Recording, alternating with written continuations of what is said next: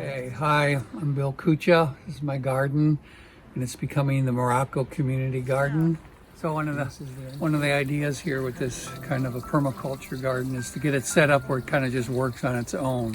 So the weeding is much less to do when you're just putting mulch on it year after year, and there's no turning of soil, so you're not breaking your back.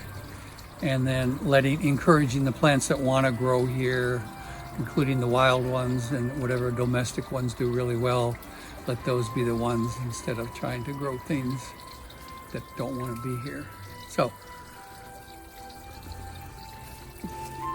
this is the entrance here. This was built by my friend Harold Lofton, who just passed away a little while ago. And he's the man that taught me how to weld. God bless his soul. So, come on in.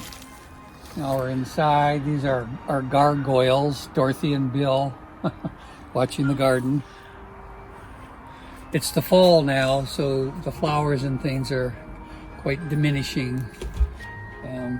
But the fall has its own charm too. I've got a 2,000-gallon tank behind here.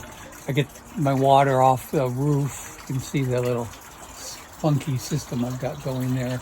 But that pretty much waters all our flowers and our vegetables that you'll see down below. And we're heading that way now.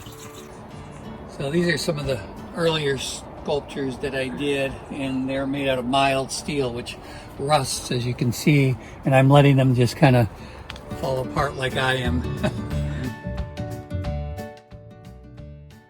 Bird's eye view of the garden. It's built on a hillside, which makes it really great for the water gravity-fed system. Getting back up is going to be fun. Yep.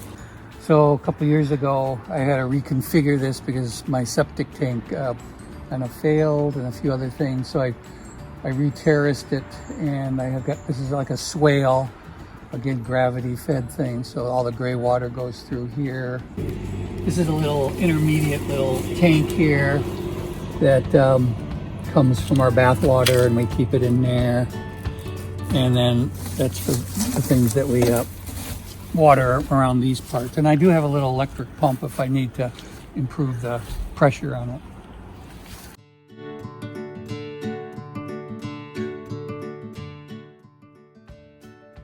I did in honor of the Twin Towers, so it's called Brothers. So this is one of the garden proper areas where we grow a lot of the vegetables. And now some of my winter and spring crops are in. And this is all permaculture, so I haven't tilled the soil for a couple of years. And it's really producing beautiful soil without the addition of any kind of chemicals. And I don't use any pesticides.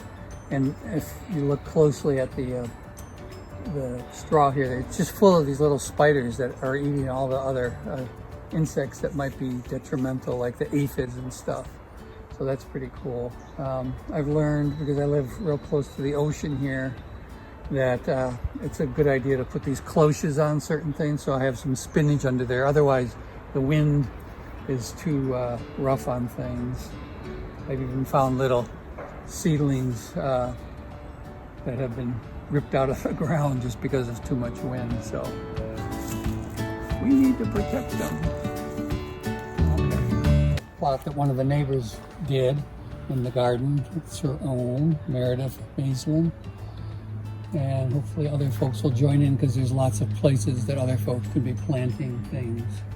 One of the things that I'm letting happen here is I've learned a lot about wild things that are edible, like the over here, the evening primrose, the yellow flower there. They're edible. I especially like the blooms, but even the little florets, when they come up over here around the things there, are edible.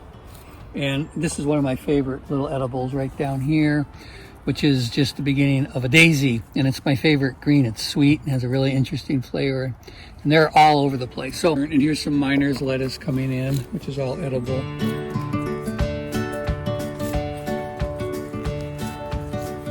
What I'm letting, this was my kale crop, and it's all going to seed now.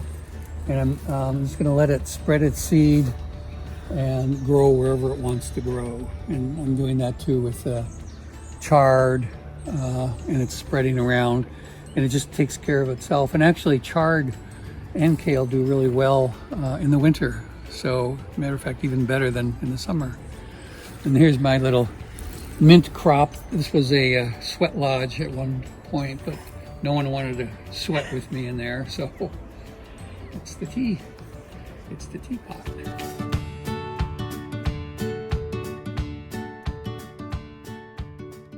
So here's another little water thing, and actually this is just from the rainwater that I catch, and it's on a little reciprocal or redundant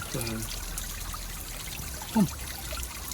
Actually, there's going to be a big pond in this area too, because as it's predicted, it's going to get drier and drier. Or summers will need water will become at a premium, so I'm going to have a little pond there to fill up when it rains. A little tricky to grow tomatoes outside here by the coast, but inside, you know, they do well, and these are starting to turn. And I've got about 4 or 5 different species of tomatoes growing here.